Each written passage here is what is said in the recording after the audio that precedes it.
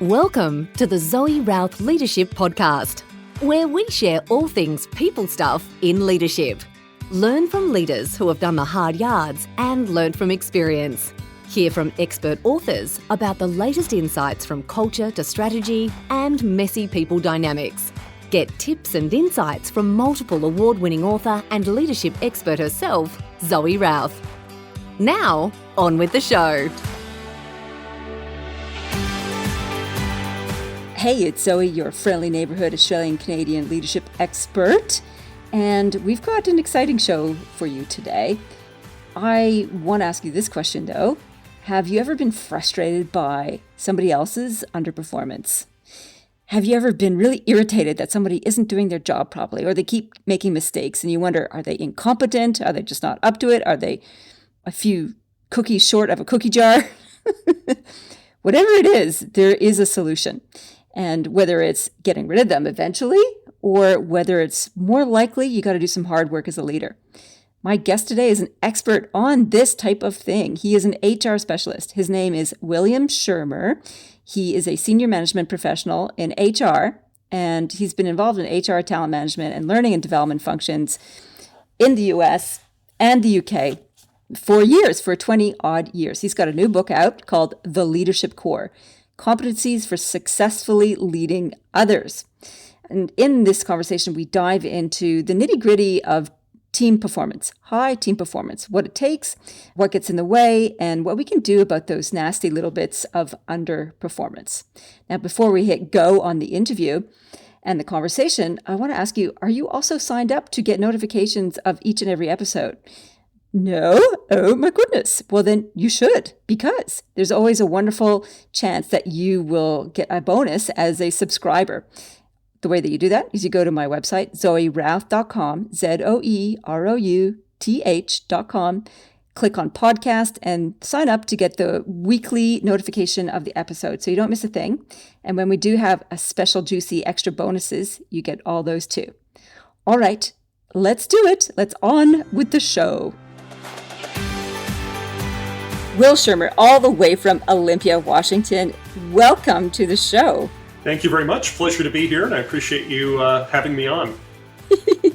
Yeah, well, we have a lot to talk about. This is a hot topic. It's something I'm very interested in and sort of obsessed about for years, which is high-performing teams. And you've got a new book out, and I'm excited to hear all about that because you talk about high performance in your book. You've got years and years and years of experience working in HR. So you really are a people person. So a man after my own heart dealing with the people stuff. But, you know, we don't wake up one day or aren't born into being people professionals. How do you actually get started in this profession? I won't say by accident, but that's not far off the truth. I grew up in the Midwest U.S. My father was a mechanical engineer and my mother was an elementary school teacher. And I remember taking it was an occupational test. It was one of those pencil and paper tests where you fill in, 400 little dots. And the results said personnel manager. And I promptly laughed and went on to engineering school because that's what my dad did. And I had a head for math. I enjoyed drafting. And so after hopping about a little bit in college, I finally graduated with degrees in law enforcement and behavioral sciences and went on to study graduate degrees. I've got one in human resource management and I've got another in social sciences. And so it was a very roundabout way, really, when I went back to the UK. I spent about 12 years living and working in the UK. And when I went back there, I took on a job in area management and retail. And I realized I really enjoyed the people side of managing. How do you find good people? How do you choose the right people on your teams? How do you make sure that they come in and make a difference to performance? These sorts of things piqued my interest. And so I had an opportunity to come on board with an HR consultancy. And primarily what they did was recruiting, but they also did training and retention management consultancy. And so I cut my teeth in the UK, about 4 years worth of consultancy work before returning to the US and being involved in corporate HR. So it was a very roundabout way, but in the end, apparently that pencil and paper test when I was 18 proved right. So I've been in HR about 23 years. Wow. I love that. You go from mechanical engineering into law, into people stuff. And sort of, yeah, I think it's good to shop around and find out what works and what doesn't work for you. Absolutely. If it wasn't for too much physics, math, and advanced calculus, I would probably be a happy engineer. But I really found out I didn't like it. Oh, I'm with you. That's like poke me in the eye with a fork kind of stuff. For me, anyway.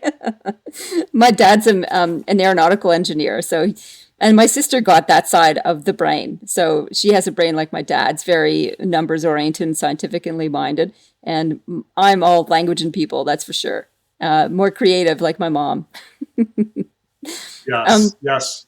But we're not here to talk about genetics and genealogy. We're here to talk about high performance, which sounds really technical in some ways, high performance, but it's so messy in some ways because it's all to do with humans. How do you actually define high performing teams? Well, I think that it's that ability to consistently set and achieve goals, and goals that are aligned with your organization's strategic aims as well. And so I think high performing work teams certainly have the ability to consistently hit goals. Now, that's probably an obvious definition. I think that there's other aspects to that along the way too. And certainly high performing teams have several characteristics. One certainly is that they understand expectations, that the expectations around behavior and around results are very well defined for them. They know them, they can recite them back, it's almost second nature, and they really understand how their performance affects the performance of the larger group as well. So there's a line of sight. Oh my God, there's so much magic in what you just shared there. The fact that people know what their behaviors are that's expected, know what their results are, and know how their behavior affects others.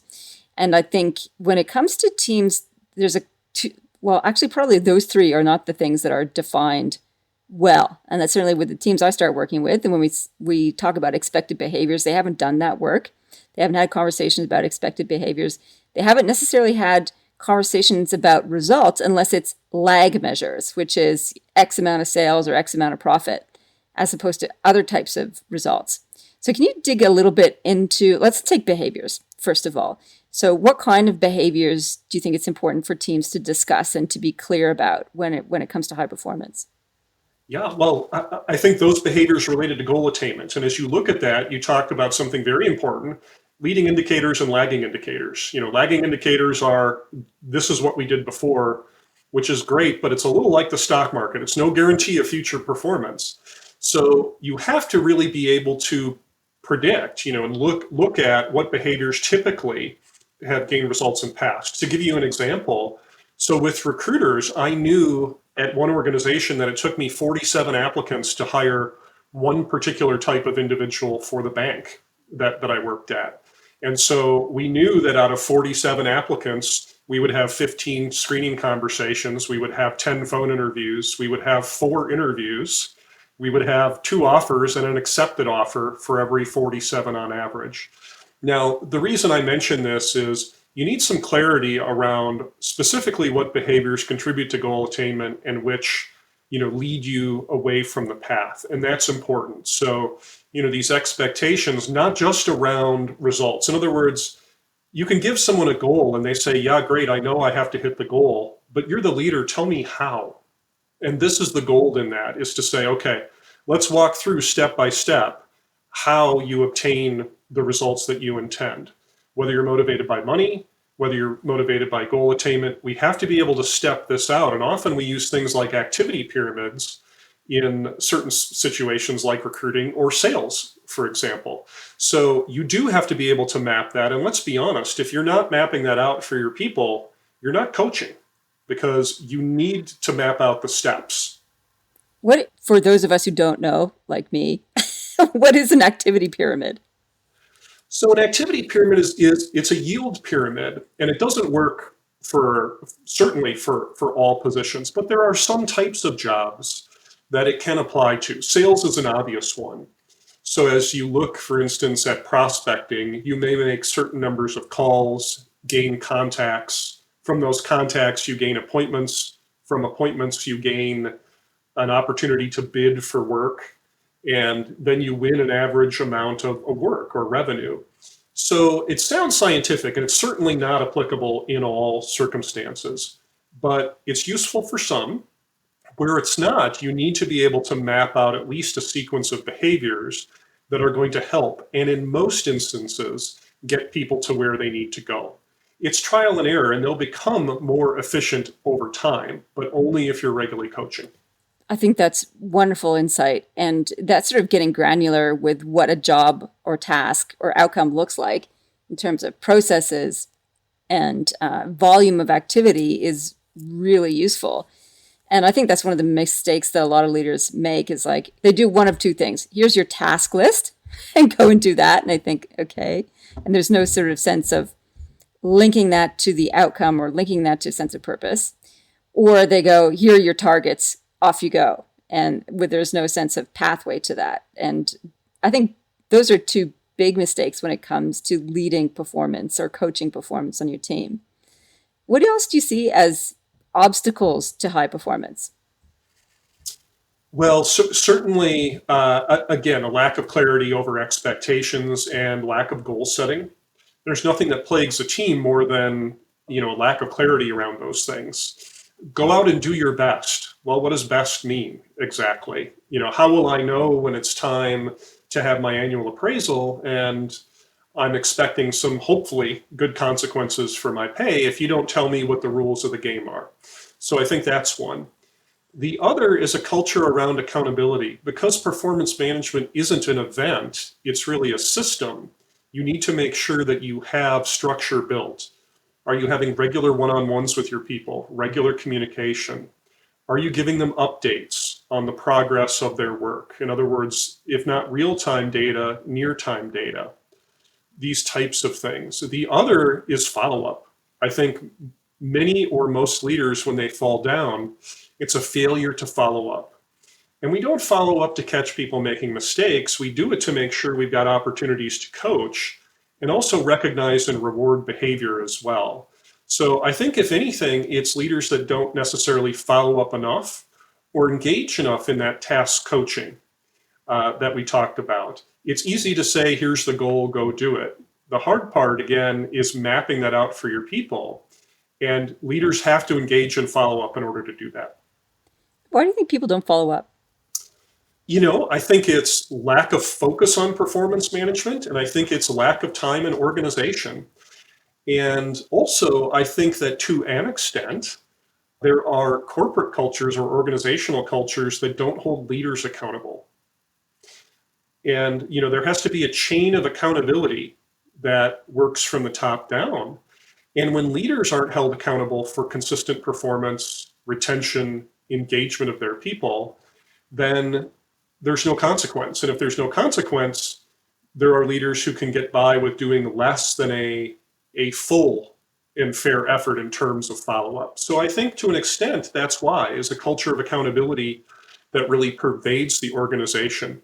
It's easy to tell very performance-driven cultures because it happens at every level. That the accountability and checking in piece, you mean? Absolutely. And, I worked in organizations, one in particular that taught me a lot about accountability, where if we had to chase an individual up more than a couple of times, we were then talking to their manager. And if their manager wasn't helping us, eventually we were talking to the manager's manager. And it very quickly became a culture of accountability because people knew that there were consequences to their performance and their behavior. And it wasn't so much that we wanted to jeopardize relationships, but we wanted to make sure that people understood that doing what was expected was the norm. High performance was the expectation. It was the cost of being in the team. I like that, where people know that you're going to get checked on. And so that sounds a little bit like lead with a bit of a stick, but I'm not sure that you intended it that way.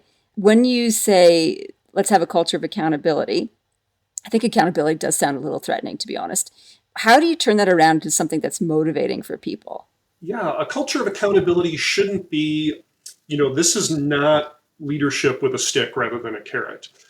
A healthy culture of accountability is really designed where people know that they can count on the person sitting to their left and their right to do what's expected. We all make mistakes, and we also have to remember that cultures that crucify people for making mistakes are not cultures that innovate, and they turn over people as well. So we build cultures of accountability, yes, by having check-ins, and people change their behavior because they know that they might be checked up on, right? This is the Hawthorne effect in practice, right? So, and we're not checking in just to say, hey, did you do what I asked you to do? It's, yes, hey, how are things going? Are we on track? Are you ahead of the game? If you're behind as a leader, let me help you because I'm a resource. The bottom line is that leaders are seen one of two ways. They're either an obstacle to your happiness at work or they're a resource for it. And you want to be a resource if you're a leader. And you do that by checking in, helping people overcome obstacles, coaching and recognizing and rewarding. And those are the things that we do when we follow up. And accountability culture is a good thing. And so it's not meant to be as if Big Brother's watching. It's simply meant to build a culture where we know we can reliably count on quality and quantity of work from our colleagues. Yeah, I think that's really, really important to know. That's sort of like, I've got you, you've got each other, I can count on you to do the right thing and to follow through. I want to talk a little bit how that's linked to KPIs, key performance indicators. This is another fraught topic. And we started talking a little bit about it with lead measures and lag measures. And quite often I see a lot of organizations barely have any KPIs, and they do. They're usually targets and lag measures. When you apply KPIs to high-performing teams, do you associate them with behaviors like inputs as well as outputs? Tell me a little bit about your approach to KPIs. Yeah, so KPIs that measure behaviors are typically supporting KPIs. In other words, I do prioritize KPIs that are results oriented. But you can't just measure results, right? You have to sometimes give guidance along the way, as we talked about. And so, for instance, the yield pyramid or the activity pyramid does give us some ideas or KPI measures to say, hey, how are we doing this week in terms of getting applicants in for this type of job? These are pipelines. And when we control the activity, we control the result. It doesn't always happen that way, but that's the idea at least, because you're either controlling the quantity of activity or the quality. And if it's quality, we can coach. If it's quantity, then we have to ask about motivation and time management. So I use both, and I think most leaders who perhaps have more refined performance cultures tend to use them both. The other thing is don't use too many of them. If everything is important, then nothing is. And I have seen balanced scorecards in organizations where we had 24 measures. And you can't ask leaders to concentrate on 24 different things and to do a good job on them. And also, it dilutes the culture. It dilutes what's important. And you have to be able to concentrate as an individual performer, I would say 4 to 6 primary measures. As a leader, certainly no more than 8 or 9. Because if we're trying to do too much, the danger is that we become jack of all trades and master of none. And I typically tell high-performing teams, don't try and do 50 things. Try and do 10 or 12 things really well. And when we've got that down, what we'll do is add another one and another one. Yeah, that's really important advice because you only have so much time and energy to apply to anything. And when you focus on the essentials, I think that's really important. I was just reading a book by Brendan Burchard yesterday on high performance habits, I think he says. And he says there's, for any activity, any goal that you want to achieve, your main leadership responsibility is to find out what are the 5 core activities or processes that you need to master in order to achieve that. Don't go for 100, don't go for volume. Like, what are the keystone 5? And you might have to do some research in order to figure this out. And he said, when you just relentlessly focus on those 5 things, then it will drive you towards the outcome that you're after, which is your philosophy too, right? It's like, don't try and do too much, focus on a few handful of things, and then that'll help spin the wheel a little bit faster. I like what you said about being able to measure quality and quantity and looking at the behaviors and the activity pyramid, the pipeline work. What happens when things go wrong and you're all of a sudden managing with underperformance? You kind of alluded to it a little bit. If it's a quantity thing, that's like, hey, how come you're not meeting your targets? If it's a quality thing, is that about motivation?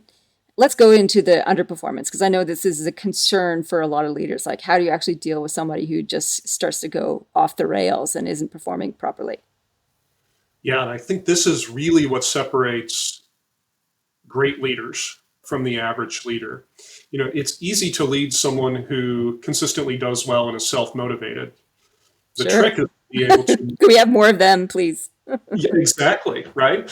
And the trick is, of course, to make sure that you are managing people up and that you're able to turn around the underperformer. Those are the talented managers.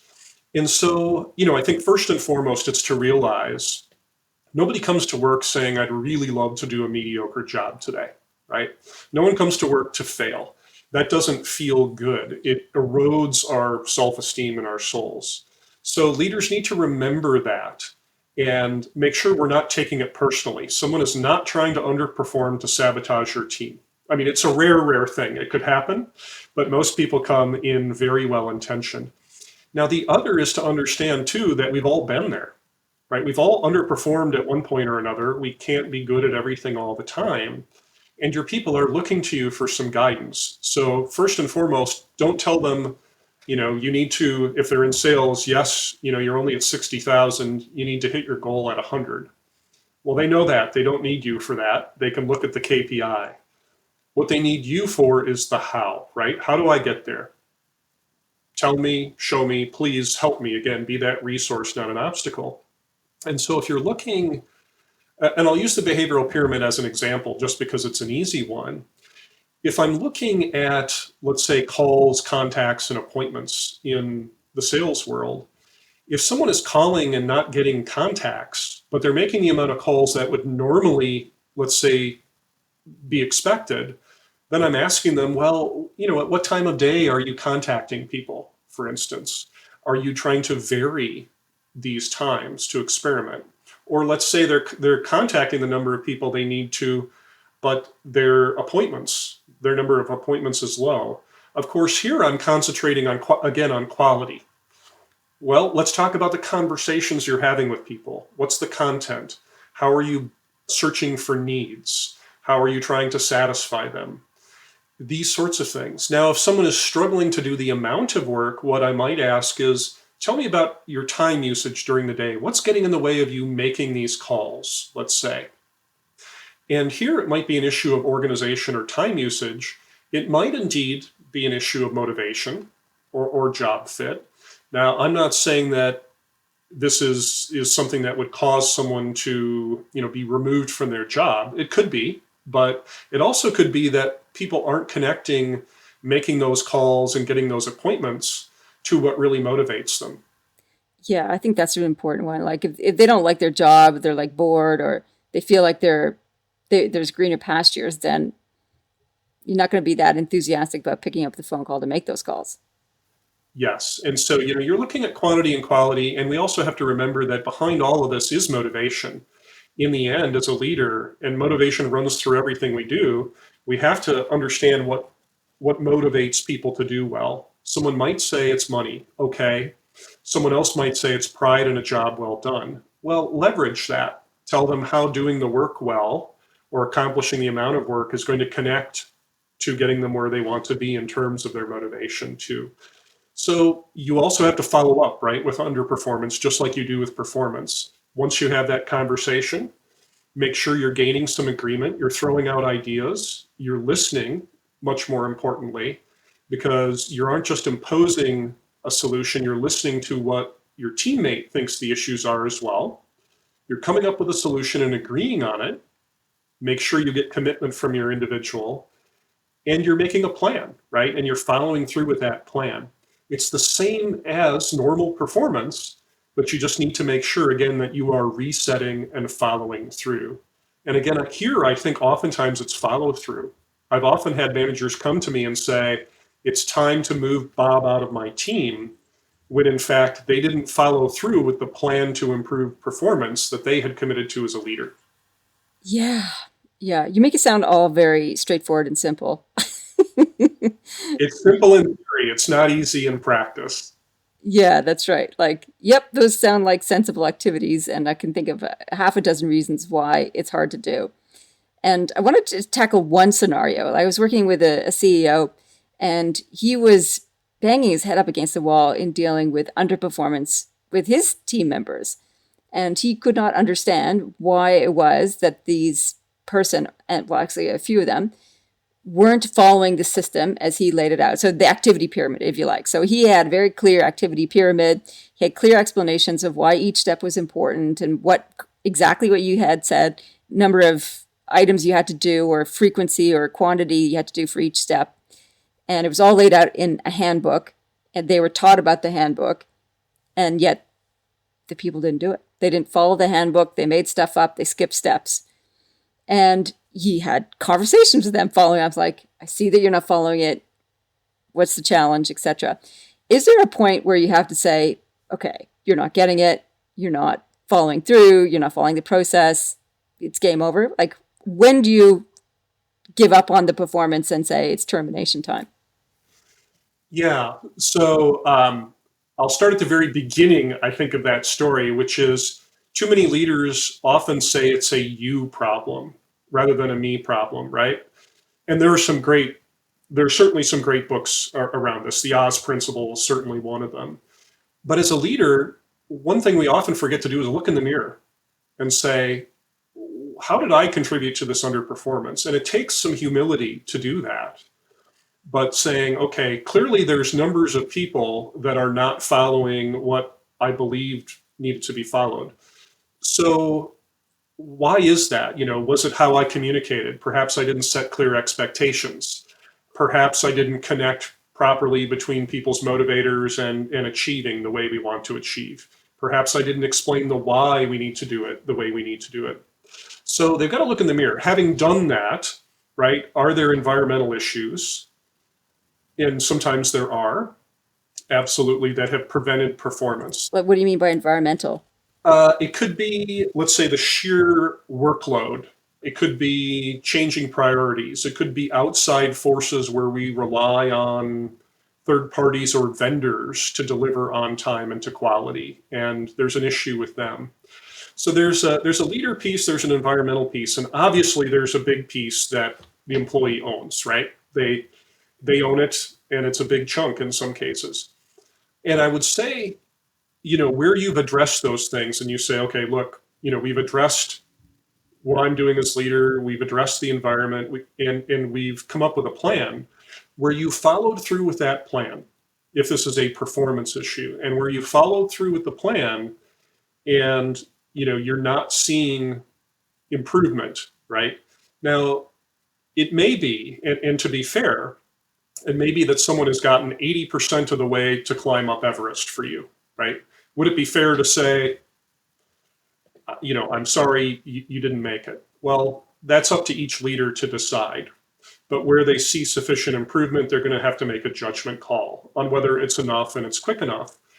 But I always tell leaders, if you feel that you followed through on what you said that you would do as a leader, you think that in normal circumstances it would be effective in improving performance. And if you feel you've done all you can, then you can sleep at night. And if you can sleep at night, you can have that conversation because you didn't fire that individual. Their performance fired them from the team. We're just telling them, unfortunately, they no longer have a place. And so I think there's a sense around that, right, of fundamental fairness and follow through where, and leaders have to look in the end too and say, okay, was the plan to improve performance the right one, right? Or did I make mistakes as a leader? But you've got to go through that in your head. And I think for each leader, it's different. One thing I will say is too often leaders will give up on people early and they'll say, well, they were just a mishire. Yeah, they were your mishire. And so you own that as a leader. So either you had bad judgment in hiring or you're struggling to actually get your teammates to perform. So, I really want leaders to feel the weight of responsibility when they hire someone and then when they decide to let them go. But they need to realize that there is a time, right? That it's just in the best interest of both parties to go our separate ways. And as long as we also explore the possibility that we hired the great employee who's in the wrong job, that's something we should explore too, right? Let's move them internally before we move them out of the organization to our competitor.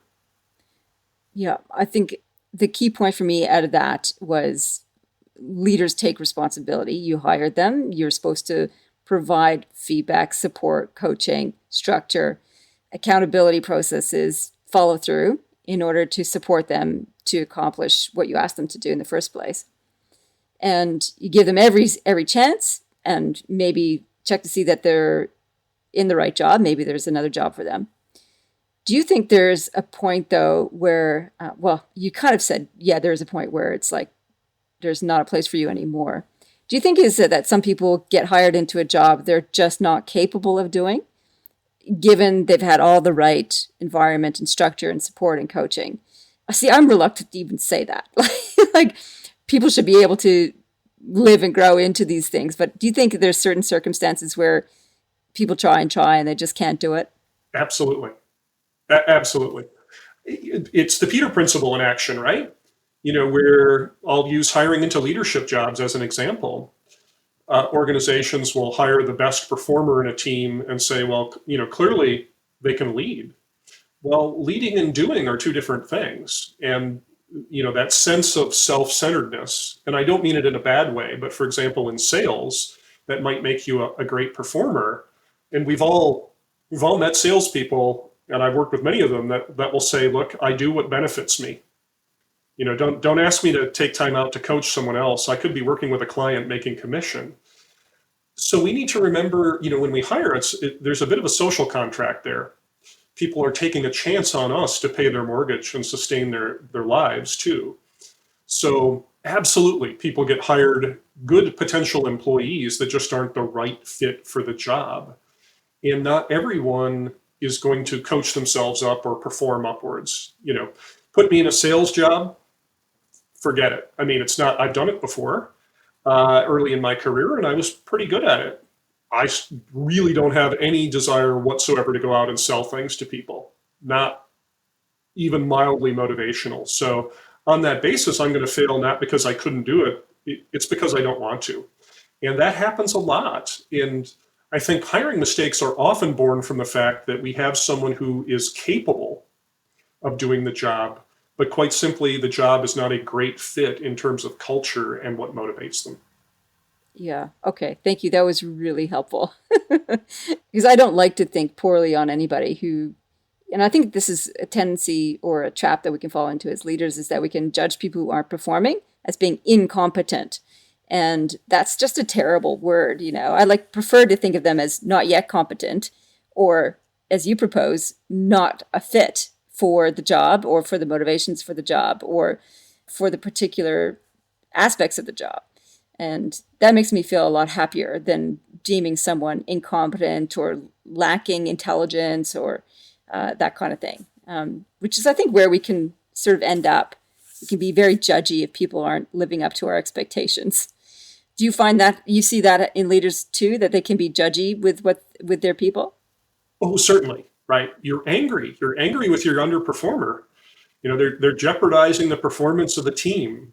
They're causing me as a leader not to look good. I might not get that bonus next year. These sorts of things that are sort of visceral reactions from leaders.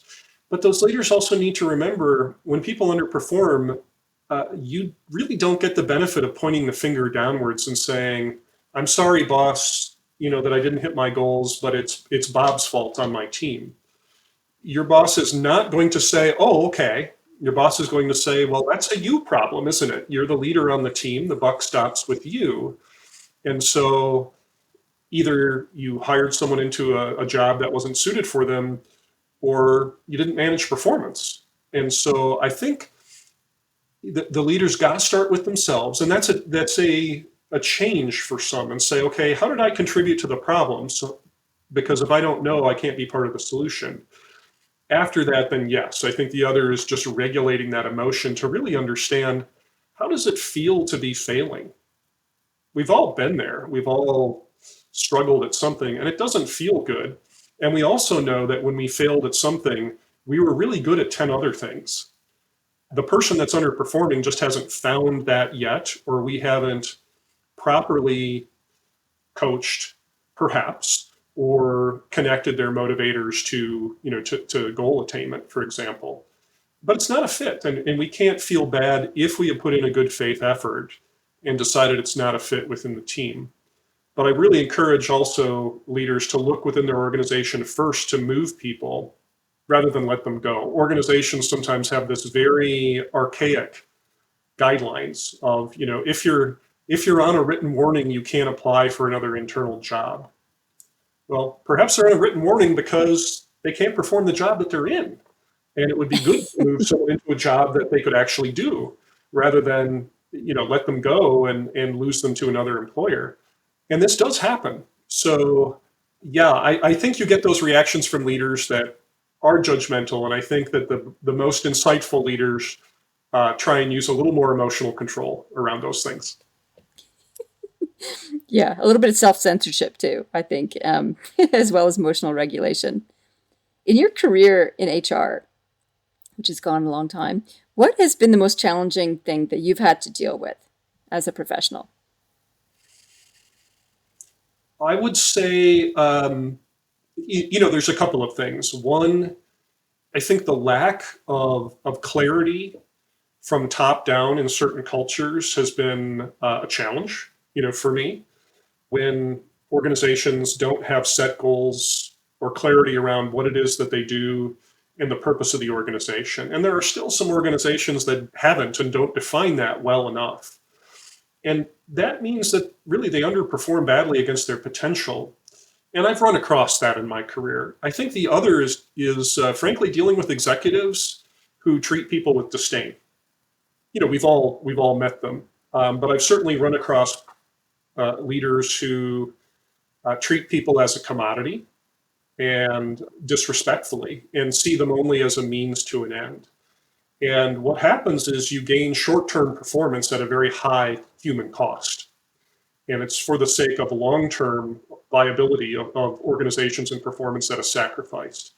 So, we all run across work colleagues or executives that we don't see eye to eye with.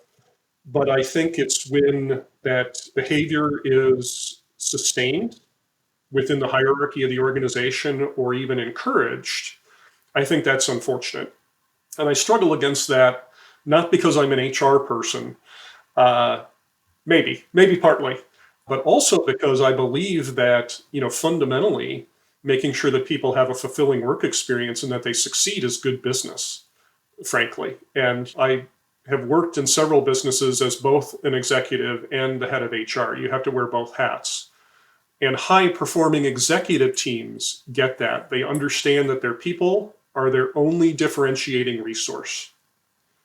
Where they get that and they understand the value of human capital, things can go well. When they have a short-term view on that, I struggle culturally. And when I struggle culturally, I simply go somewhere else because we have that choice to vote with our feet. Yeah, and certainly we've been hearing a lot about that. The big quit, the great resignation. This is big news stories across North America as well as Australia, how people are thinking about leaving and leaving their current employers due to the process of the pandemic. Do you see this happening, and what do you think explains it? Yes, I do see it. And I think one is sort of I'm going to call it a pent-up frustration that's now being released. Over the last 18, 19 months, there are individuals who have had to, let's say, withstand situations in their work life that they wouldn't normally have, let's say. And that's because everyone was holding on to their job during the pandemic. And we've seen and certainly been a part of downsizing or right-sizing in organizations. So people quite simply put up with some things that they might not otherwise have wanted to. Now the tide has changed. And with that situation means people are looking for work environments that they believe are more fulfilling. And this happens during recessions as well, which is really, the pandemic caused a worldwide recession as well. This wasn't just a health event. This was a massive economic and social issue as well. So I think that's certainly part of it. The other is that some organizations have adapted with the change in work-life balance priorities, I think, and others have chosen not to. You actually heard certain organizations were considering allowing work from home, but people's pay was going to be cut, for example. Thank you for helping us remain afloat over the last 18 months during the pandemic. By the way, we're cutting your pay 10% for staying at home. I'm probably thinking about looking for a new job if that was the case. There are some progressive attitudes. I interviewed for one organization who, and this was, most of a year ago, where they said, oh, absolutely, we're bringing everyone back into the office. And they were losing IT people as a result. Of course, because oftentimes IT people work remotely. And during the middle of the pandemic, their IT people were simply jumping ship to go work for other organizations where they could work from home and not be in a building with 1,000 other people. So, you have that too, where organizations that are out of touch with the priorities of their workforce and how people really have had a sea change in how they think about work, and the fact that you can accomplish good work in your slippers at home, that's causing frustration as well. So it is now an employee's marketplace, and employees are going to make hay while the sun shines. They will move. I was wondering if it's because, well, it's probably twofold. There's organizations that are digging in and want to go back to the way it was before the pandemic. No, play by our rules. You either come into the office or get a pay cut, as you say. Or no, you can't work part-time. No, you can't work flexible. You need to, show up and be here 9 to 5, whatever. And at the same time, there might also be organizations who are progressive who are saying, yeah, we offer flexibility. You can work from home a couple days a week. We've moved on with the times and we're finding it's quite healthy. And so people, if they're leaving, they're got to be going to somewhere. And we haven't necessarily seen a huge rise in the gig economy or people setting up their own businesses, I don't think. So they're not going to run work on their own. They're moving somewhere. So, and that's part of the story that hasn't been exposed or celebrated enough, I think. That, some organizations are losing people because they're stuck in old ways of doing, and some are gaining because they've innovated and created a different kind of experience. So what's your take on that? Is it they're moving from one patch to another patch, and the other patch, which is the good news story, isn't being told much? What's your take? Yeah, I think so. Absolutely. I think that this is a great thing for the workforce and for businesses.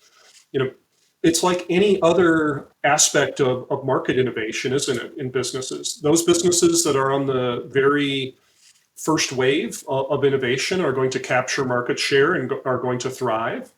Those that fall behind are going to falter and be swallowed up. And, this happens in many industries. Banking and finance is one of them.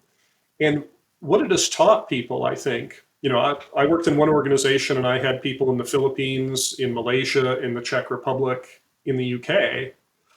And that was before the pandemic. And we still worked okay just fine as a team. So I think what it's teaching organizations is that, if you take care of your people, both in terms of their work and their life priorities, they're going to pay you back. They will pay you back with loyalty and productivity. And, there's many, many good news stories around that. I work for a progressive employer today in the healthcare industry and have, people that work remotely, and we're thinking carefully about how and how often we actually need to be in the office. Organizations are cutting their fixed costs because they don't need as much physical workspace, particularly if they're hot desking or they have remote employees. So there's so many good news stories around this that benefit the employee and ultimately in the long term benefit employers as well, because we're finding new ways to be creative and to be productive at lower cost as well. Ultimately, sitting at home in front of my computer here costs my employer much less overall than having to keep up my physical workspace in my office and my whatever else it is. And those are good things. It helps me if I want to be here every day at home, and it helps my employer. So there's a lot of great stories around this. And I think the issue has not been how quickly people have adapted to the beginning of the pandemic. The real issue is, what does the new normal look like? It's never going back to the old way exactly as it was. And if organizations, there are some industries that probably are nearly the way they were, but those that insist on going back to the old way are going to lose staff. And they'll lose staff to those organizations that quite simply are more innovative.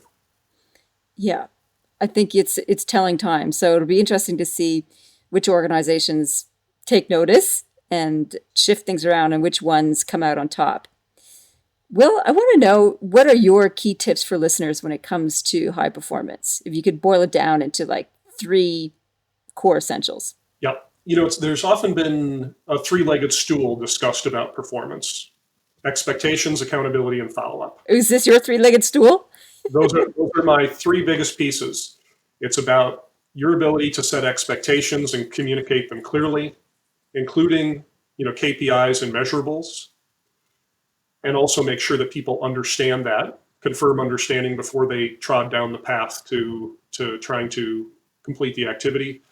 Make sure you've got a culture of accountability, which does mean a system of performance management, regular meetings, putting performance data in front of your people, wrapping in performance appraisals and so forth. So making sure you've got that culture of accountability. Now, the third, which is related, is follow-up.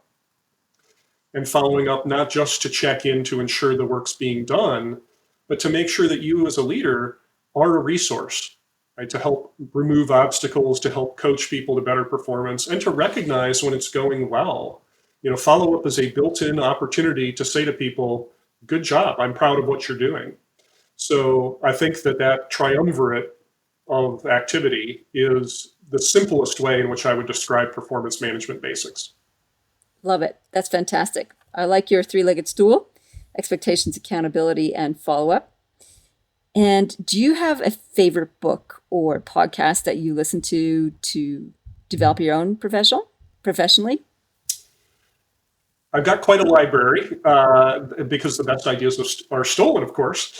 I would tell you that around leadership and around personal development, I've got a few, and I pulled out a couple purposely that I liked. One is called A Leader's Legacy, and it's by Kouzes and Posner.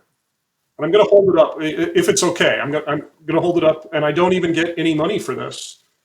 This is the book. You can hold it up. I'm the only one who can see it because we're just recording audio. Perfect. Okay, well, that's great. Yeah, but I'll make sure we put that in the show note. Great. So it's Kouzes and Posner. I love the book, and it really talks about a leader's impact on making the world better around them. I love a book called Emotional Agility by Susan David. I think it's a wonderful read regarding personal fulfillment and also personal and professional effectiveness. I think it's a great book. Emotional Agility, and by Susan, missed her last name. Susan David. Susan David. Okay, cool. And my third, love good. Oh, I got a third one. Should read is Ego is the Enemy by Ryan Holiday. Really?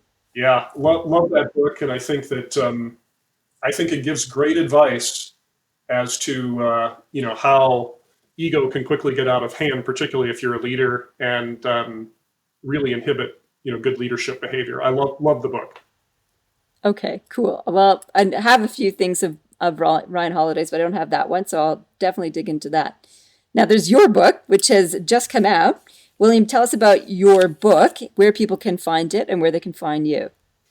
Yeah, so they can find the book. It's out on ebook right now. It's been released worldwide. The worldwide print release is on 26th of October of this year. You can find it through most major retailers, both in store and online. And then if you'd like to know a little bit more about me, I'm available through a couple of different websites. One is willschirmerofficial.com. And the other is, in addition to authoring, I do some online course creation, and it's through an organization called Farsight, FARsightlearning.com. Cool. You didn't give us the title of your book, though. So full title of your book. I probably should do that if people want to pick it up. Yes. Yes, it's called the Leadership Core, Competencies for Successfully Leading Others. And I've read it, and it is very thorough and comprehensive. Everything from recruitment to performance management to KPIs and the whole gamut. So deeply appreciate all the research you put into that, because it's also really well researched with a nice bibliography in terms of all the texts you reference and a fabulous handbook. Will, thank you so much for coming on the show. It was great to have you. And I really love talking about teams, high performance, and basically being better humans. I appreciate it. Yes, it's been good fun, and I love talking about those things too. So absolutely, if people would love to get in contact with me and talk more about leadership and performance management, please write in. Absolutely. Thanks. Well, I think William Schirmer makes all of that sound super easy. And yet we know it's so not, right? So there's one thing to understand a system, it's another thing to implement it and deal with the bags of bones and mostly water that makes up the human beings that we interact with. Anyway, some key takeaways from my point of view are these ideas of an activity pyramid. And that's just simply mapping out the cornerstone activities that lead to your results.